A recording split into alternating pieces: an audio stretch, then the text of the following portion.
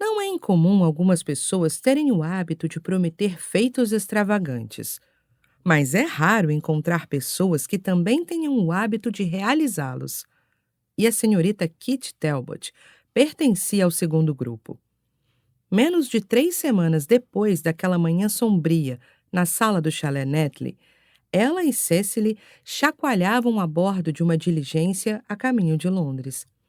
Foi uma viagem desconfortável, com as duas sacolejando em seus assentos durante 3 dias e acompanhadas por uma variedade de pessoas e galinhas, enquanto a paisagem rural de Dorsetshire desaparecia lentamente ao passarem por condado após condado. Kitty passou grande parte do tempo olhando pela janela. No final do primeiro dia, ela estava mais longe de casa do que já estivera na vida. A jovem sempre soubera que teria que se casar com alguém rico, mas ela tinha contado com o casamento com Linfield, planejado e arranjado por sua mãe, para permanecer perto de Biddington e de sua família. Nas semanas e nos meses após a morte da mãe, Kitty sentira-se mais do que grata por já ter resolvido seu futuro ao lado do Sr. Linfield, que morava nos arredores. Nos momentos mais tenebrosos, saber que estaria perto de casa parecia uma enorme bênção.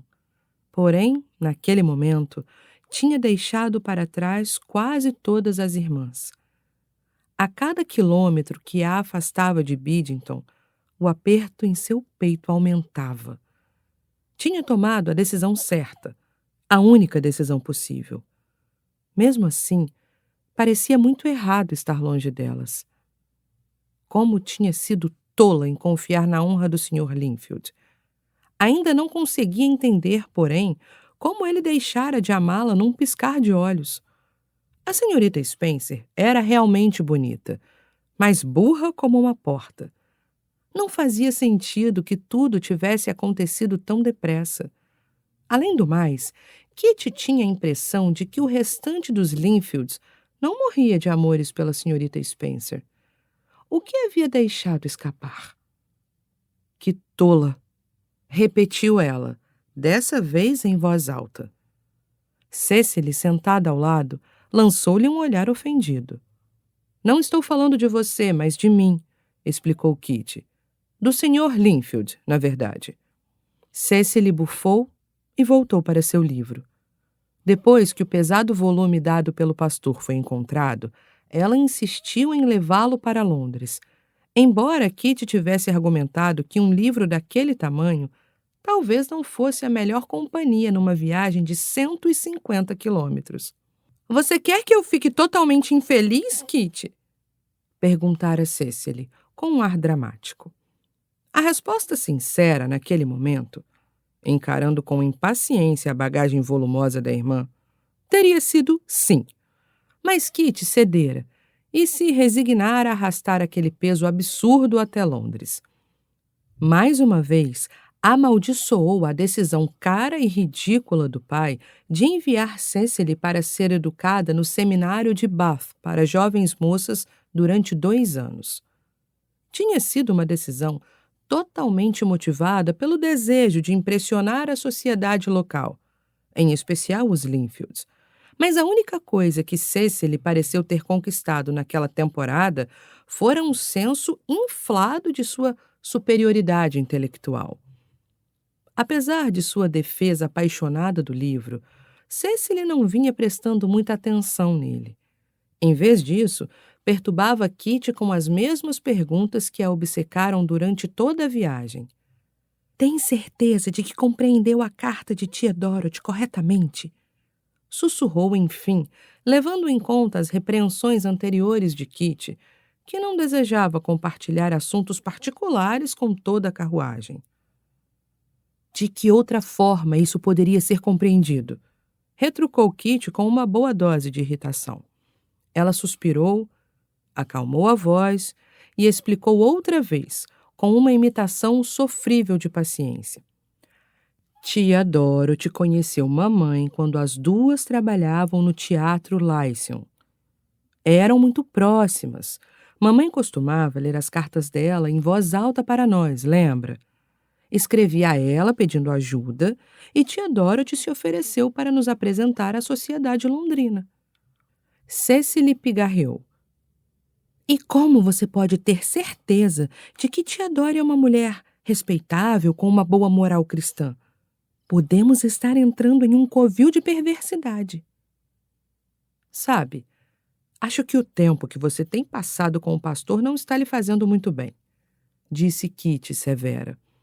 Contudo, intimamente, ela também nutria alguns temores em relação à tia Dorothy, embora a mãe sempre afirmasse que ela era muito respeitável.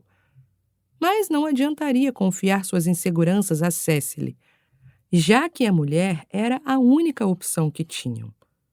Não conhecemos mais ninguém em Londres. A família de papai está toda no continente. E eles não nos ajudariam. Tia Dorothy foi bondosa e pagou pela nossa viagem. Não podemos torcer o nariz para sua ajuda. Cecily ainda não parecia convencida, e Kitty se recostou no assento com um suspiro.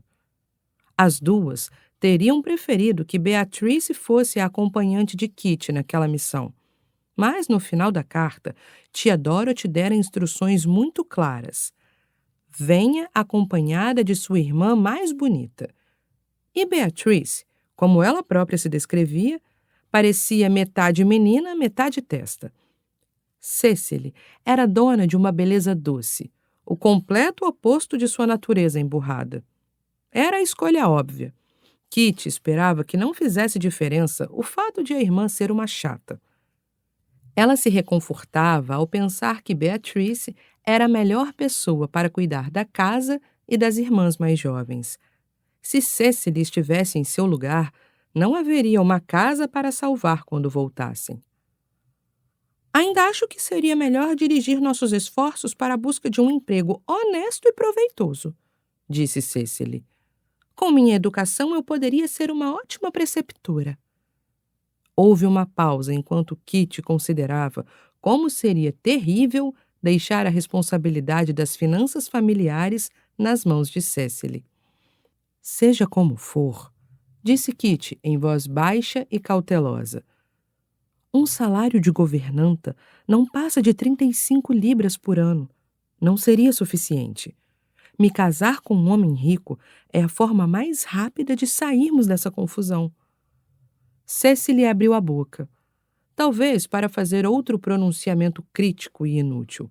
Mas, antes que pudesse dizer qualquer coisa, as duas foram interrompidas por um menininho no assento da frente que gritou para a mãe. Chegamos, mamãe! Ao olharem pela janela, as duas contemplaram a vastidão de Londres, com longas colunas de fumaça parecendo faróis subindo até o céu. Kitty tinha ouvido muitas histórias sobre a cidade. Seus pais as contavam com tristeza, como se o lugar fosse um velho amigo que haviam perdido. Falavam sobre sua majestade e a vastidão, sobre sua beleza e sua nobreza, sobre a agitação e as oportunidades. A rainha das cidades, era como a chamavam. Havia muito tempo que Kitty desejava conhecer esse território estranho e que parecia ter sido o primeiro amor e verdadeiro lar de seus pais. Assim que começaram a rodar pela cidade, sua primeira impressão foi de que ela era suja.